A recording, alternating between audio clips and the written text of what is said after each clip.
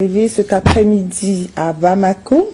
Alors, Samuel Eto'o, c'est pas, on vous voit pas tout le temps à Bamako. Vous avez dit 19 ans. Et quel souvenir gardez-vous de la ville, de la capitale malienne? Oh, beaucoup d'émotions, beaucoup d'émotions.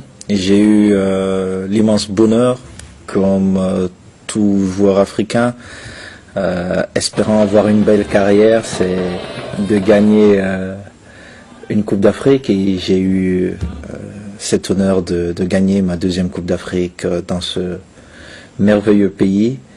Et c'était pas facile, mais nous l'avons fait, en plus avec un record, je crois, avec 0 but encaissé.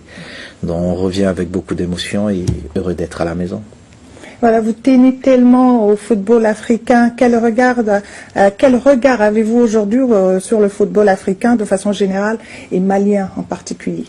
Déjà, j'ai un profond respect et j'ai beaucoup d'admiration pour le sélectionneur que j'ai eu l'occasion de rencontrer à Yaoundé il y a quelques mois, qui a une très très belle équipe, qui a fait grandir ses gamins, et qui pose beaucoup de problèmes aujourd'hui à certaines nations dites un peu grandes du football africain. Et j'espère que cette belle équipe aura beaucoup de succès lors de la prochaine Coupe d'Afrique. Et pour revenir pour le football africain, il ne cesse de grandir. Nous voyons que les pays africains se dotent de plus en plus de très très bons stades.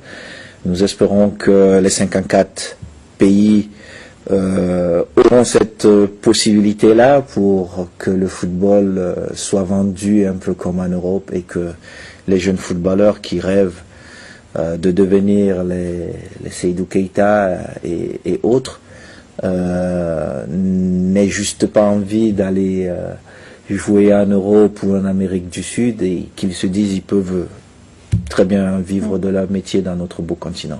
D'accord. La prochaine CAN se jouera au Cameroun et en 2022. Comment elle se prépare surtout avec la pandémie du coronavirus? Oh, il faut dire que l'État du Cameroun et le peuple camerounais ont très très bien travaillé. Nous avons connu pas mal de difficultés il y a plusieurs mois, mais tout ça est derrière nous. Le Cameroun peut même rêver d'organiser une Coupe du Monde parce que nous avons des stades pour de telles compétitions. Et je suis fier en tant que Camerounais de dire aujourd'hui que mon pays peut organiser n'importe quelle compétition d'un niveau international. On va parler de sécurité. Le Mali, tout comme le Cameroun, connaît le terrorisme. Quel est votre mot de paix aujourd'hui pour l'Afrique? Tout à l'heure, j'ai eu une sœur malienne qui m'a posé la question et je disais, vous savez, quand il y a stabilité au Mali, toute l'Afrique, elle est tranquille. Et nous ne pouvons que être en prière avec nos frères, le peuple malien, pour que tout se passe bien et dans le calme. Et nos autres enfants de ce continent, si jamais on a besoin de nous pour quoi que ce soit, tant que c'est pour apporter un plus et une aide, nous sommes disponibles pour que ce beau pays garde sa stabilité. Et vous avez un mot pour vos fans, surtout les enfants qui veulent devenir comme Samuel Eto'o? Déjà de dire à tous ces enfants, le rêve il est permis aujourd'hui en Afrique. Nous avons pu voir que des jeunes comme moi et d'autres, nous sommes partis de ce beau continent avec dans nos bagages un seul rêve, devenir footballeur professionnel, et le bon Dieu a souhaité que nous ayons d'autres carrières beaucoup plus importantes.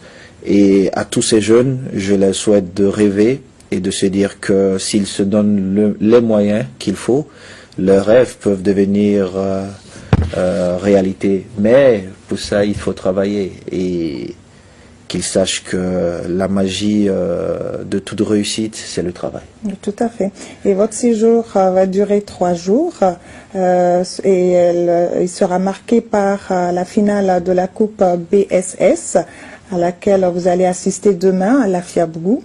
Et dimanche, vous allez à l'Amaldem, à l'association malienne pour la déficience mentale à des enfants, pour une remise de dons. Tout à fait. Donc vous êtes là pour 3 jours. Je suis là pour 3 jours. Je profiterai de Bamako pendant 3 jours. Merci beaucoup pour ces quelques minutes dans le 20h de ORTM1.